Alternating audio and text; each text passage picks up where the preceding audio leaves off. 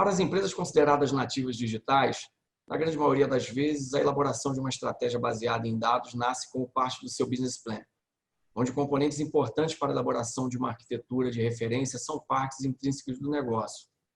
Mas e para as empresas mais tradicionais, chamadas de adaptativos digitais?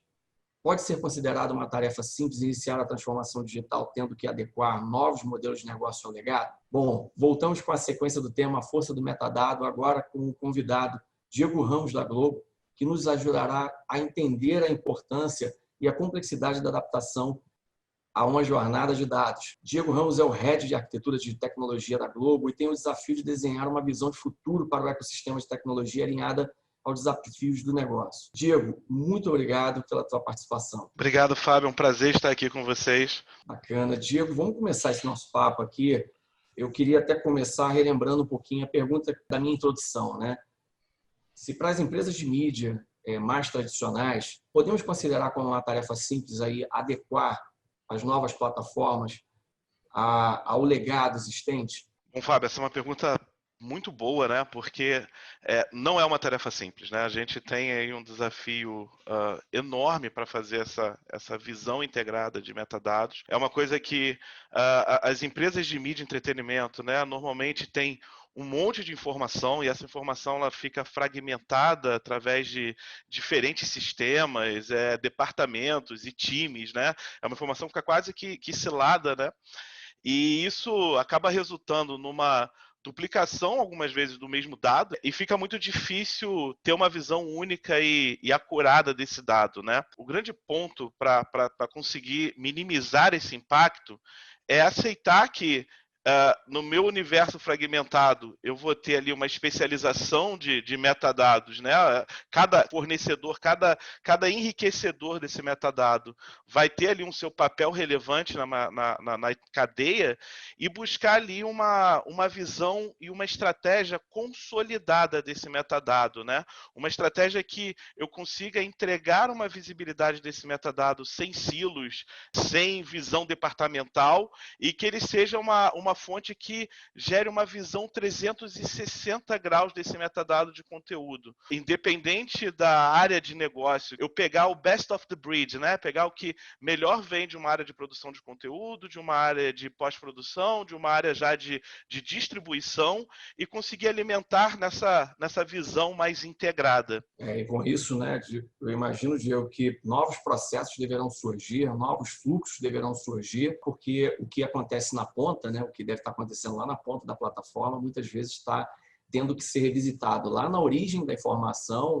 lá onde estão os atores que estão, de certa forma, inserindo esses dados. Isso deve gerar aí realmente uma mudança significativa dentro dos processos, a forma de se construir isso aí, né? Cada elemento da cadeia tem uma responsabilidade muito grande no dado, né? Quando eu olho ali, por exemplo, num time de pós-produção, eles têm ali uma riqueza para trazer ali os metadados que estão dentro do domínio deles, que a gente não vai ter oportunidade de enriquecer com aquela qualidade em outro ambiente.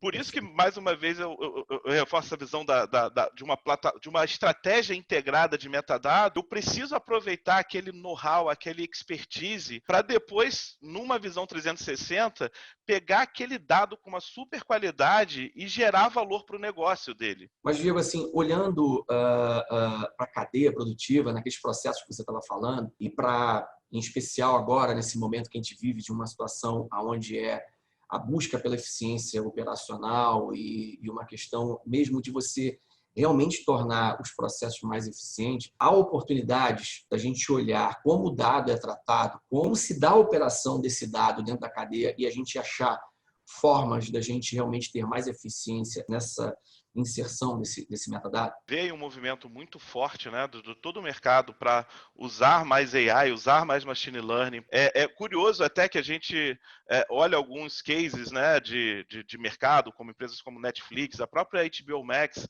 anunciou no meio de 2020 que eles têm uma estratégia de metadados um pouco peculiar, né, onde toda a parte de recomendação de conteúdo da HBO Max lá nos Estados Unidos, que é uma engine feita naturalmente por por AI e Machine Learning, eles decidiram que como o catálogo deles era pequeno, eles querem fazer ali usando pessoas, né, para enriquecer esse catálogo, indo um pouco na contramão do AI e Machine Learning.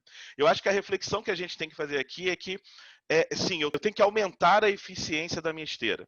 Se eu decidir fazer um processo de enriquecimento de metadados, ele tem que ser reaproveitado. Eu tenho que usar ele para um objetivo de negócio maior da empresa, né? Se eu estou enriquecendo metadados com dados ali da qual tipo de câmera que eu estou usando e qual é o formato de vídeo que eu estou trabalhando, por mais que aquilo num primeiro momento seja somente por uma visão mais técnica, ele pode ter um impacto lá na esteira para engajar mais um consumidor.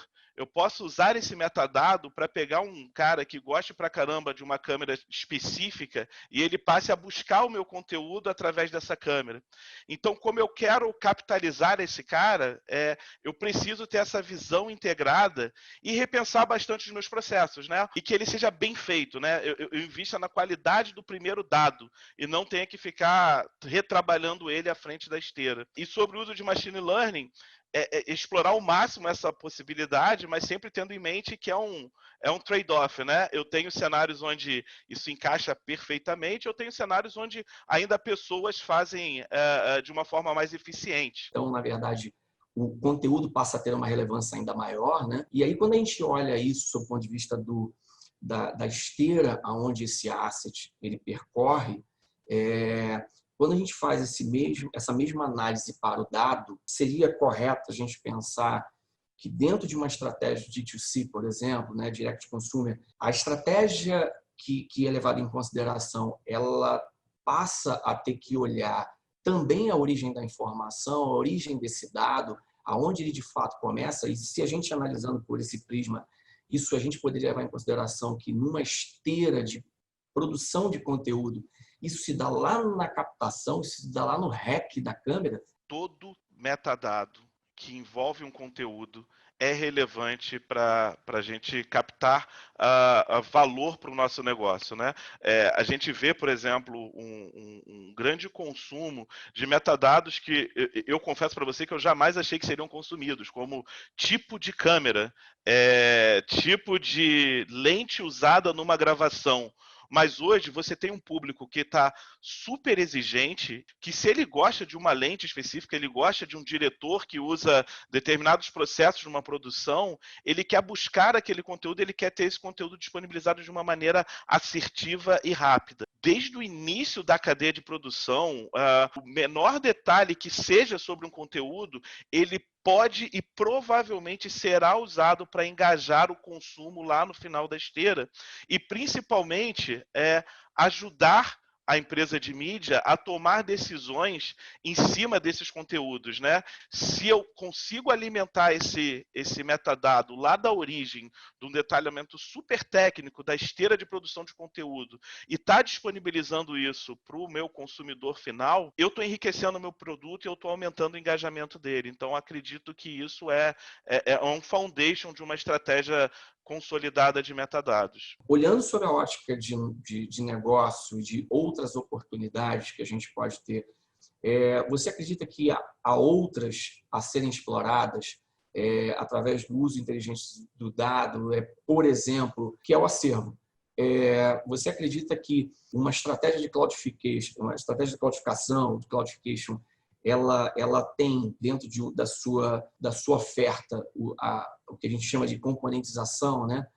Outras formas e outras oportunidades de negócio podem surgir através de uma estratégia mais inteligente de uso dos dados? Eu acredito que sim, Fábio. Olhando ali o consumo de plataformas digitais, de uma plataforma de consumo, você pode entender melhor um gosto do consumidor e, a partir disso, influenciar a própria roteirização. Você está ali até além de tecnologia, né?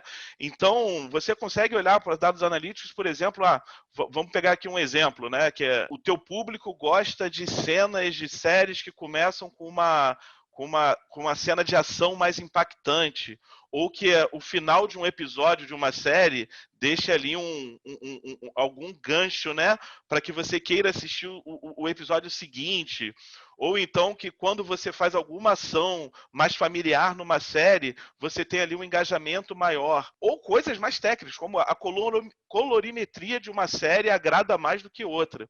E aí, com essa visão 360, você consegue trabalhar na produção de conteúdo para impactar o que eles vão trazer. Com esses dados, com essa visão 360, eu consigo engajar mais o meu consumidor com o que a gente já tem falado, através de busca, recomendação, influenciar a produção de conteúdo. Eu consigo ter ali uma advertising mais contextualizado, né? Onde consigo passar ali antes de exibir, antes de disponibilizar a minha mídia, um entendimento melhor de qual é o sentimento que aquela mídia está fazendo, está passando, e aí correlacionar ela a um advertising que esteja ligado à mesma mensagem.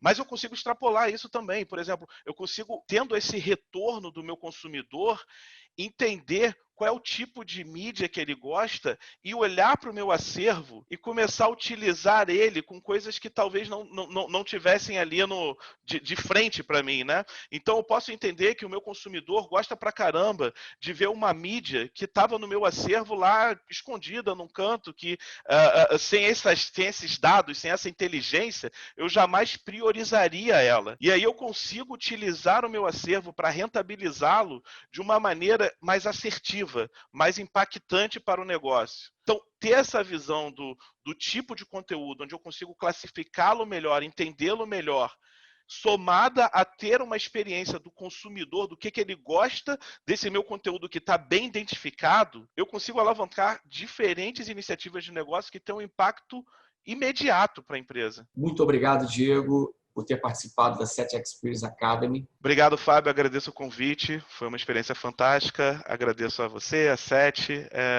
Foi uma experiência muito legal. Bom, vocês acompanharão na sequência a entrevista com Marcelo Souza, onde ele abordará a importância do enriquecimento de metadados para uma estratégia de D2C. Obrigado e até a próxima.